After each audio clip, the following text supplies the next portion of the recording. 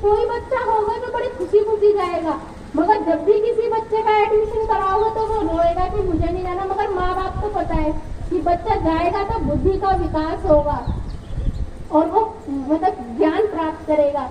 तो वही सत्संग है, सत्संग ज्ञान का एक स्रोत है, बुद्धि का विकास है। कि हम किसी के गुरु नानक नहीं थे तब भी कोई किसी की पूजा कर रहे थे, गुरु नानक आए, उन्होंने अच्छे कार्य करे, उन्होंने आध्यात्मिकता के बारे में बताया तो वो अलग धर्म बन गया कि ये सिख बन गए। जीसस आए तो उनकी कोई कहानी हुई तो वो उनके मतलब सबके आने से पहले भी कुछ था।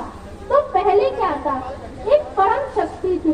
जब भी संसार का निर्माण हुआ, ब्रह्मांड बना, एक परम शक्ति सदा सर्वमान विद्यमान रही है, जो कहते हैं आज सच सदा सच आज भी सच, और कहते हैं युगों युगों से जो सत्य है, आज सच जुदा सच है भी सच, नानक ओसे भी सच। अर्थात जो सदियों से सच था वो सदियों पहले भी सच था, आज भी सच है, और आदि अंत तक जब तक ये धरती रहेगी जब तक वो सत्य रहेगा। वो सत्य है परमात्मा का निवास, नर नारायणी देह।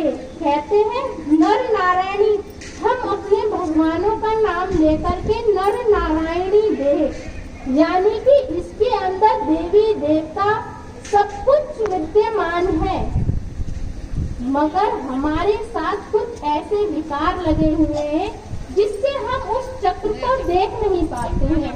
जिस दिन सत्य को देख लिया उस दिन कुछ देखना बाकी नहीं रहेगा। सत्य को जान लिया तो सब कुछ जान लिया, फिर कुछ नहीं रहेगा। सब कुछ घर में, बाहर नहीं, बाहर टोले सो भ्रम भुलाई, कि सब कुछ अपने घर में है, उसको एक बार देख लो। आसान है, बहुत आसान है, मगर क्या मन कहता है ना कि मन के लिए सब कुछ आसान है। तुम्हें बाहर बिठाना आसान है, तुम्हें बाहर घुमाना आसान है, सब कुछ। मगर कहते हैं दीक्षा, दीक्षा शब्द क्या है? किसी ने कहा मुझसे अभी कि हमने इस गुरु की दीक्षा ले रखी है। ठीक है, दीक्षा एक माध्यम है, मगर वो माध्यम सबके अंदर विराजमान है। हम राम राम कहे, शाम शाम कहे, अल्लाह अल्लाह कहे, जीजस जीजस कहे, कुछ भी कहे, राधा स्वामी कहे, जिस भी जो भी चीज है, हम किस भी नाम से उसे पुकारे, परंतु वो हमारे भीतर है। जिस दिन हम भीतर घुस गए उस दिन हम बाहर को भूल जाएंगे। बाहर तो फिर हम भूल जाएंगे कि कहते हैं एक मिट्टी है, मिट्टी है, मस्जिद भी उसी मिट्टी से बनाई गई है, मंदिर भी उसी मस्जिद से, चर्च भी उसी मंदिर से। उस मिट्टी से मंदिर, मस्जिद, चर्च, सभी धर्म स्थलों की वो मूर्तियां भी सभी उसी से बनाई गई हैं। हमने बना लिया कि हमारा मंदिर बन गया, उनका ये बन गया, मगर उस मिट्टी बनाने वाले को हम भूल चुके हैं कि उस मिट्टी किसने बनाई। धर्म जिसने बनाया, हम धर्म बन गए, हम अनुयायी बन गए, मगर उस बनाने वाले को भूल गए। वो बनाने वाला तो सब कुछ बना दिया, मगर वो बैठ गया हमारे अंदर। हम तो बनाई हुई चीज में घूम रहे हैं, मगर जो बनाया है, जिसने जो भी बनाया है, उसको याद करें कि किसने क्या बनाया है, वो हमारे अंदर है।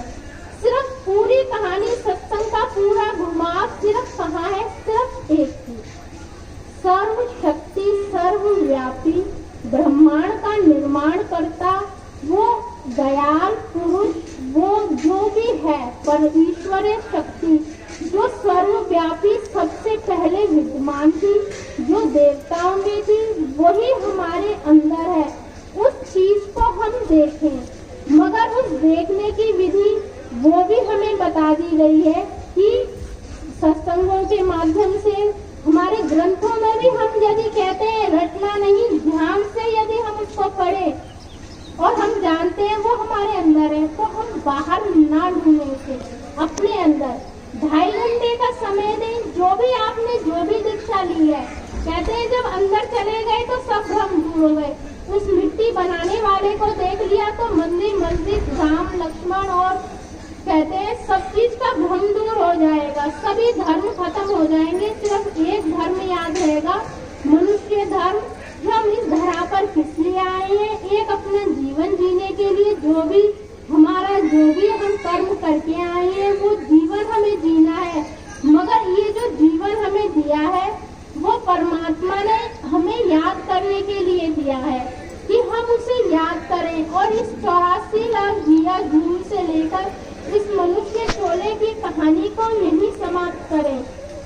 अपने जीवन में इतना भजन अभ्यास करें ताकि हम जहाँ से आए हैं वहीं पर हम पहुँच जाएं। राधा स्वामी के वो धाम, चाहे वो अल्लाह का धाम कह लो, ये नहीं कहते सभी धर्मों में एक चीज को इंडिकेट कर हम उधर पहुँचे नहीं। जो भी जिस भी धर्म से कहते हैं, ये तो हम बाहर की चीजें जानते हैं ना कि हम तो जन्नत में जाएंगे, कोई स्वर्ग में जाएगा, कोई हेवन में जाएगा, मगर उनके नाम अलग अलग हैं। नाम अलग अलग है। शब्दकोश में सभी धर्मों ने अपने धर्म अलग बना लिए, अपने देवी देवताओं के नाम अलग रख लिए। ये तो बाहर की चीजें।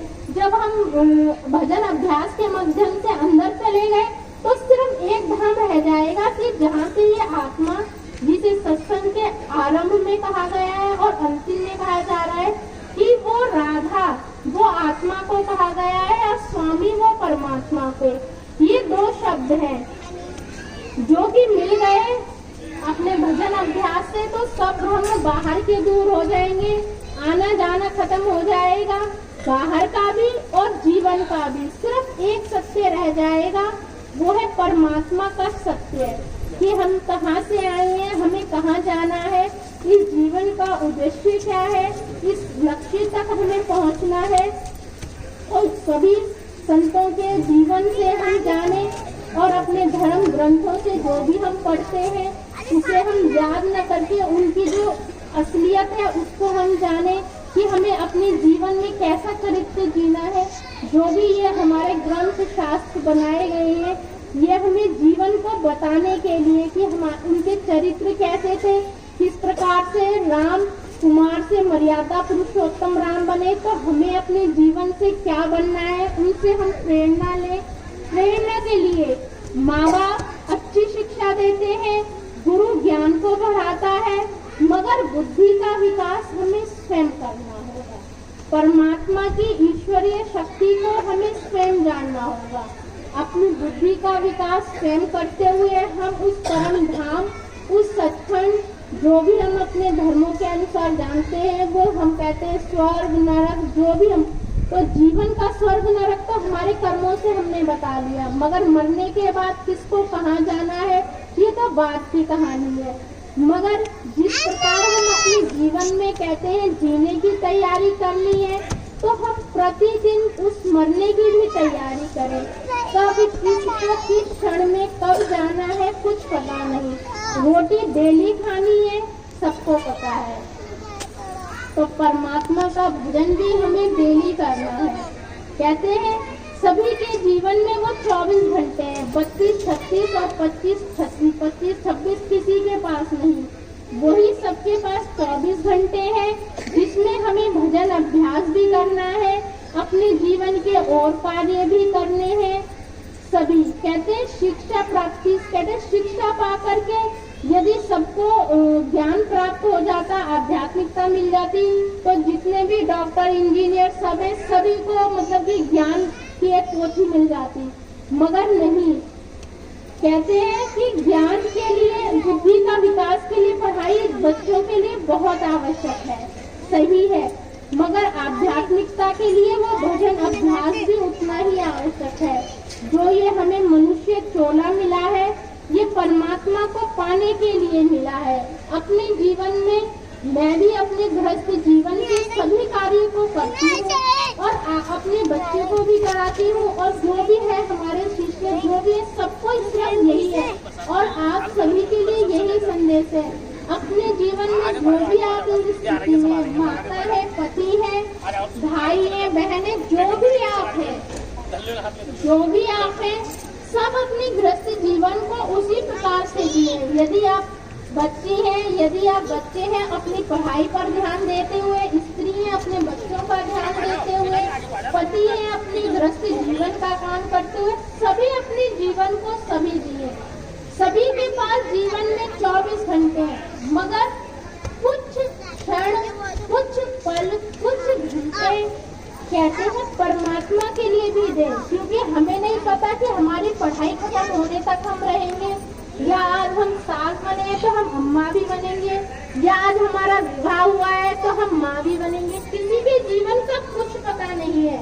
तो प्रतिदिन प्रति पल क्षण हमें परमात्मा का ध्यान करना है। सिर्फ अर्थ यह है कि प्रत्येक दिन में हमें कुछ समय, जिसकी भी जो भी समय है, कुछ समय हमें परमात्मा के लिए देना चाहिए, उनका ध्यान करना चाहिए, जो भी हमारे पास समय है, जिससे कि हम परमात्मा को पा सके। परमात्मा का कहते हैं कर्मों के आधार पर जीवन है, मरण किसी को पता नहीं है। जन्म तो सबको पता है, 9 महीने बाद बच्चे का जन्म होगा, मगर मरण हमारे में से किसी को कुछ पता नहीं है कि कब हमें मरना है। मगर मरना भी निश्चित है हमारे कर्मों के आधार पर।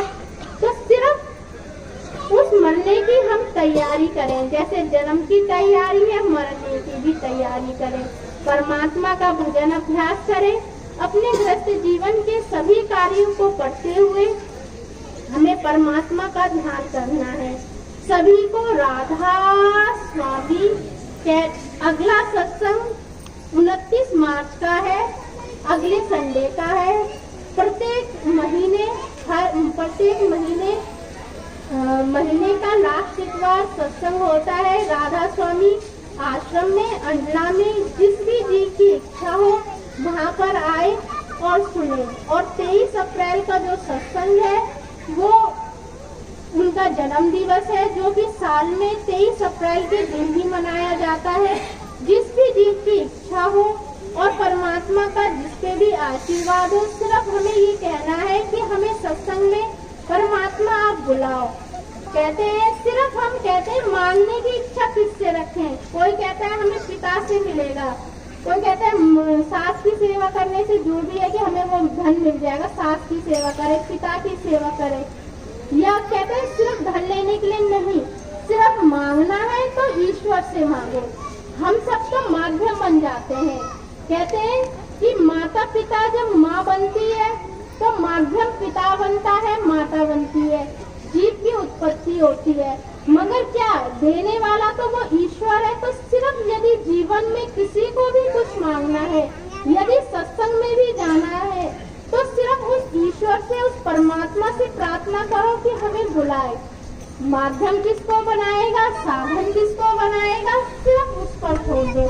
सिर्फ अपनी इच्छा करो कि हमें सत्संग में जाना है, कैसे जाना है, कौन सा माध्यम बनेगा, सब परमात्मा जाने। तो ये सत्संग बता दिया गया है कि हर महीने का लास्ट इतवार राधा स्वामी आध्यात्मिक मिशन अंडला के आश्रम में होता है। जिस भी जीव को आना है आश्रम में आए। और साल का एक बड़ा उनका जन्मदिन मनाया जाता है 23 अप्रैल का। वो अप्रैल के महीने में 23 अप्रैल को ही होता है।